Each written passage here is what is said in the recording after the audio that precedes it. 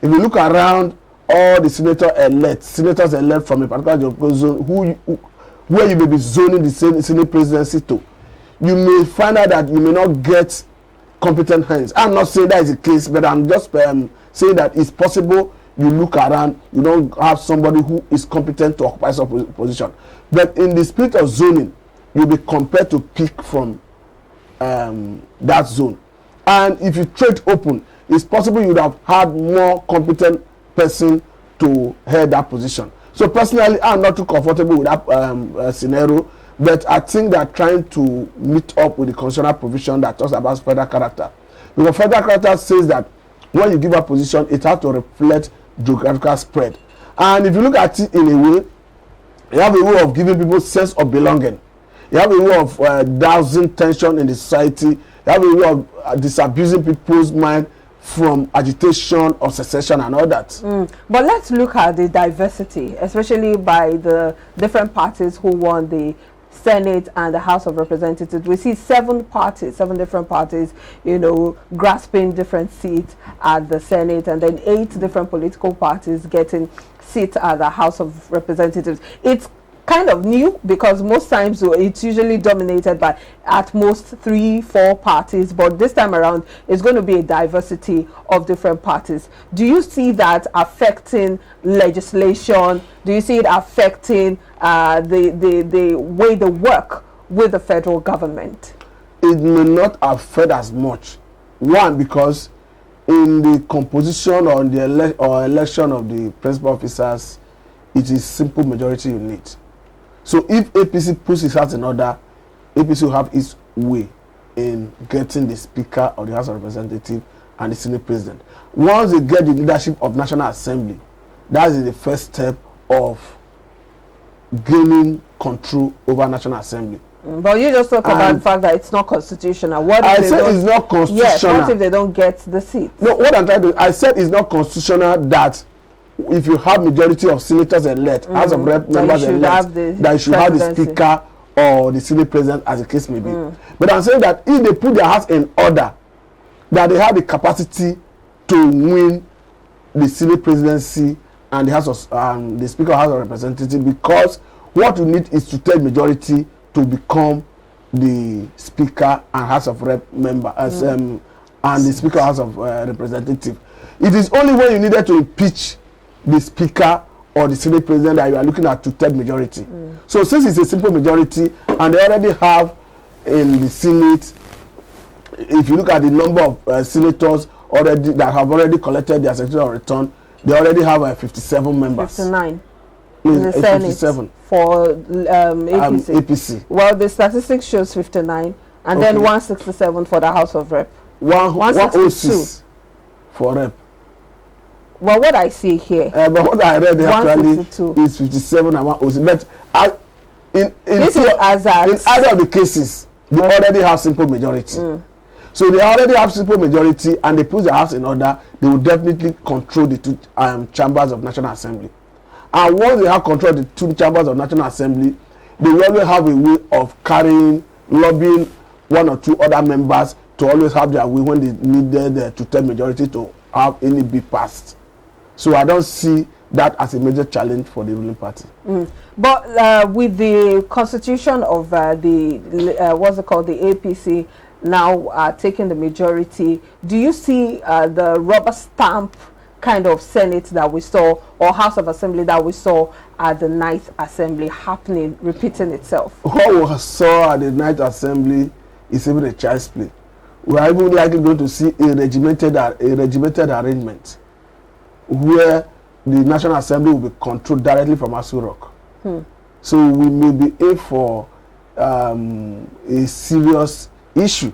Because for what I'm saying, with the way APC is starting now, it means the leadership of National Assembly we are going to have eventually is going to be an appendage of the executive. A toothless bulldog that may not be able to give us check and balance that they are meant to do. So what would that say about the polity, especially when it comes to governance, legislation? It is definitely going to lead to inefficiency, because if you are meant to give check and balance to the executive and executive is operating in a reckless manner, and you are not able to perform that role, definitely is going to be counterproductive. Because you have areas where perhaps ministers are not doing the right thing.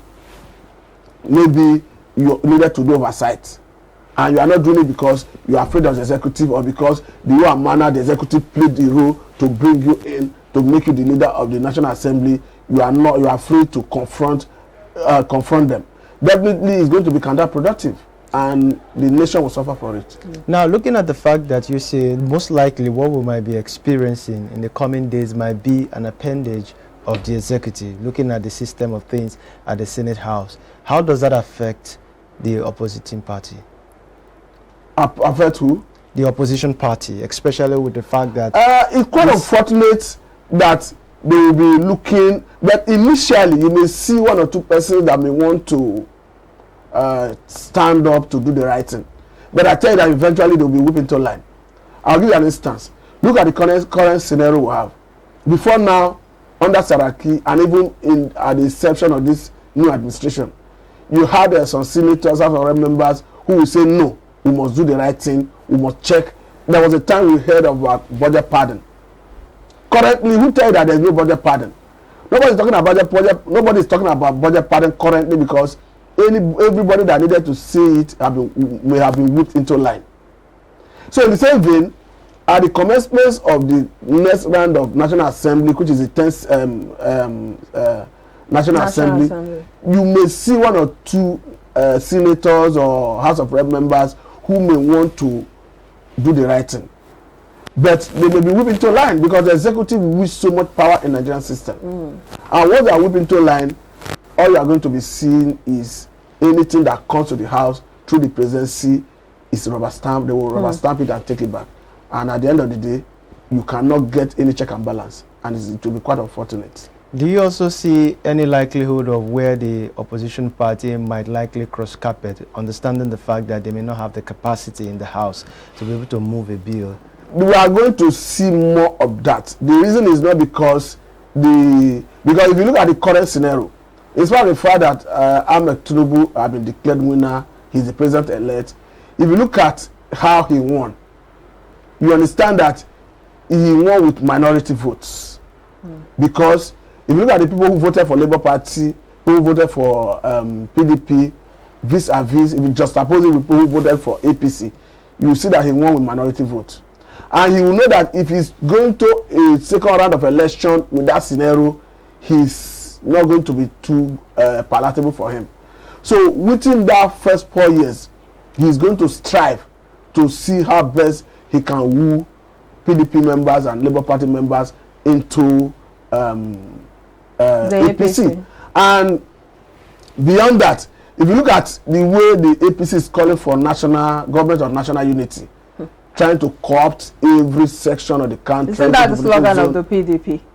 I mean, no, I'm not a PDP member. I wouldn't know. Oh, are you an APC member? I'm not. But you're speaking for the APC. No, I'm not speaking for anybody. You just said it is PDP's. But what I'm trying to say in essence is, I believe the reason they're calling for government of national unity, trying to bring in everybody, irrespective of whether that zone voted for them or not, just like we had in the era of Buhari, where he mentioned about percentage of vote from a particular zone and the attention they may get from him. I don't think this government will look in that direction, because they want to see how they can redeem their image in areas they didn't perform well in this election. So to that extent, I believe they are going to woo PDP members and APC members from Senate and Rep to see whether they can bring them into APC. Well, high possibility there. But let's look at the fact that the case is in court. That's the presidential post which took place February 25th.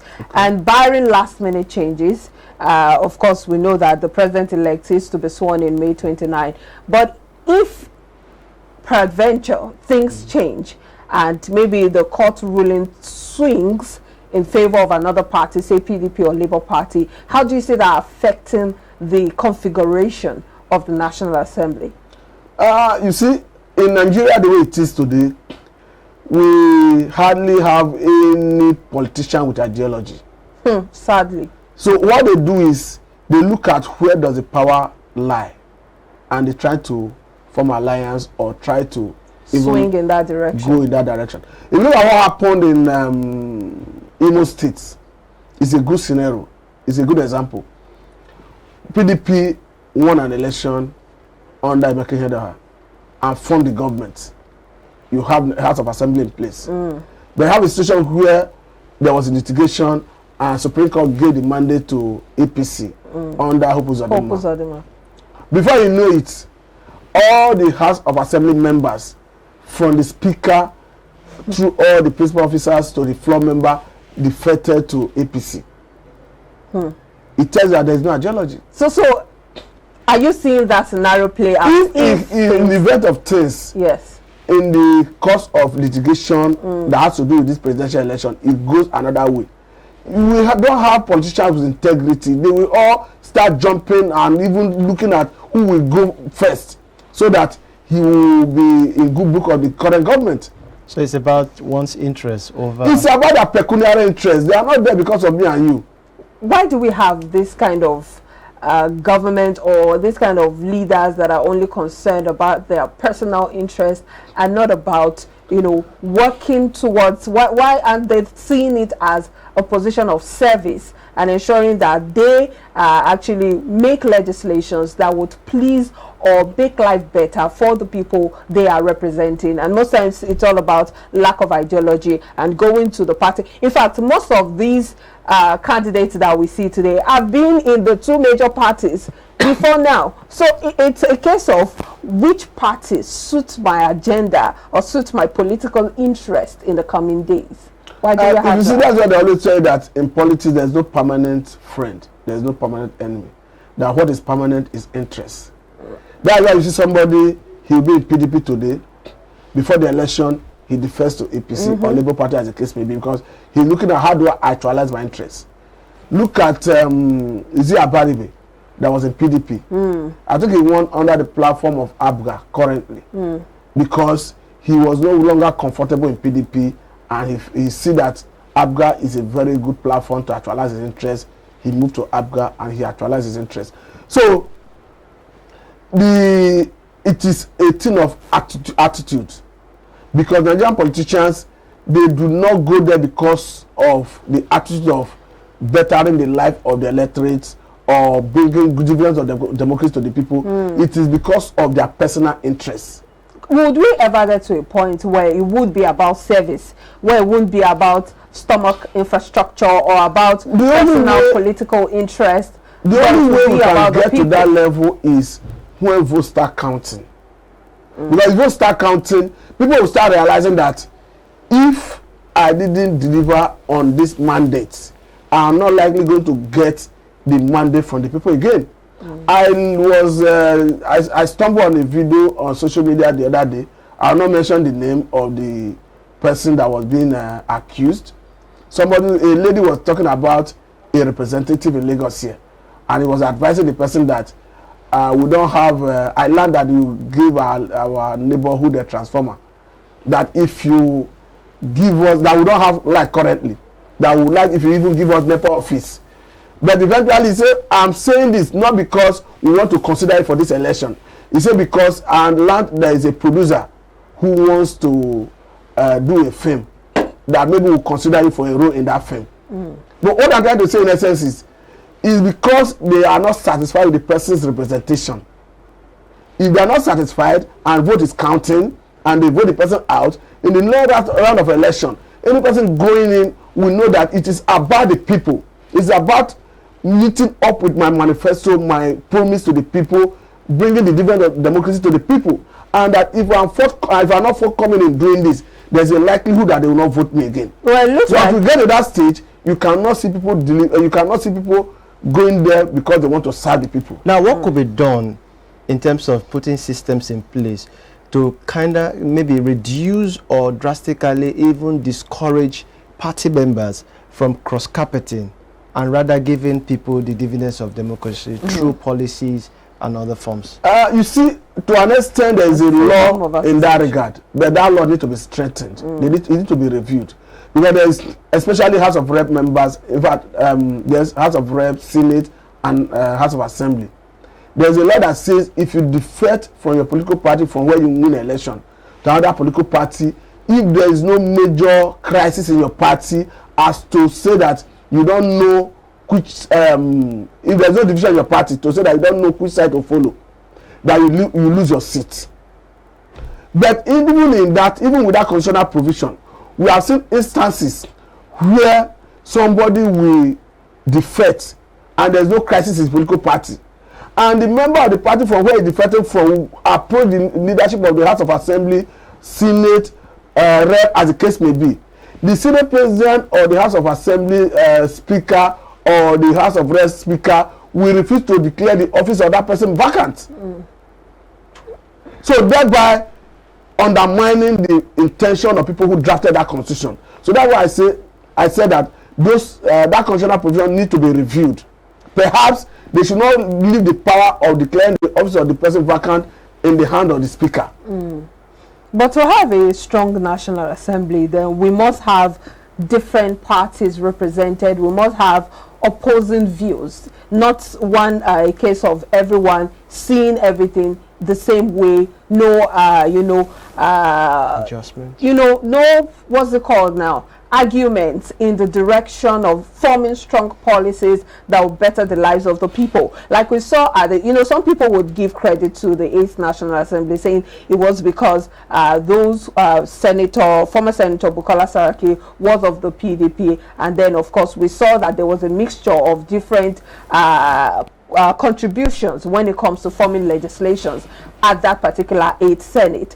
Do you see a strong National Assembly being formed, especially looking at the development, the fact that we already see that the APC is already dominating the National Assembly? Do you see any strong National Assembly being formed, this 10th National Assembly?